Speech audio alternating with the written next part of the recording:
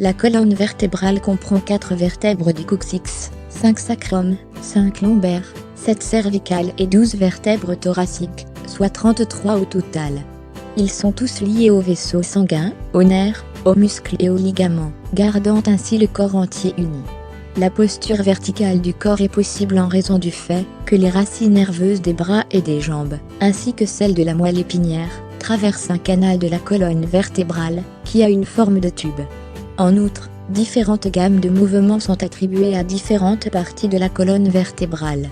Par exemple, la partie de la poitrine est remarquablement moins mobile par rapport à la partie du cou.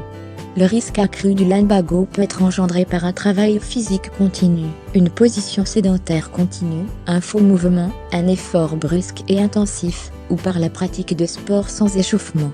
En outre, les personnes souffrant d'ostéoporose ou d'anomalies congénitales de la colonne vertébrale après une chirurgie ou une lésion de la colonne vertébrale, risquent aussi de souffrir de lumbago.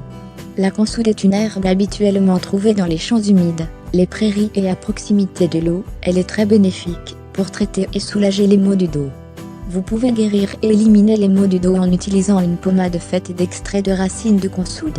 Tout ce que vous devez faire est de frotter 4 grammes de cette pommade sur votre dos endolori pendant 5 jours, 3 fois par jour.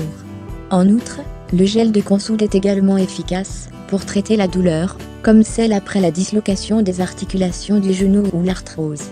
Il a été prouvé que la consoude est très efficace pour renouveler les cellules musculaires et osseuses, grâce aux allantoïnes qu'elle contient.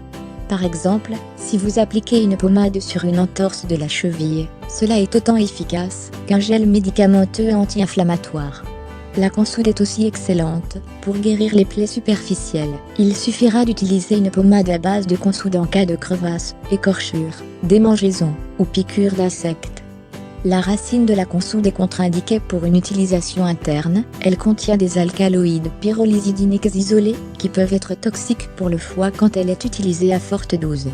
Vous pouvez également soulager vos maux de dos en effectuant des exercices simples qui seront très bénéfiques pour votre dos et votre santé.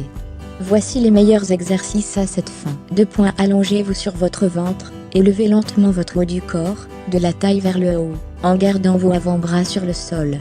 Restez dans cette position pendant 10 secondes, puis répétez l'exercice.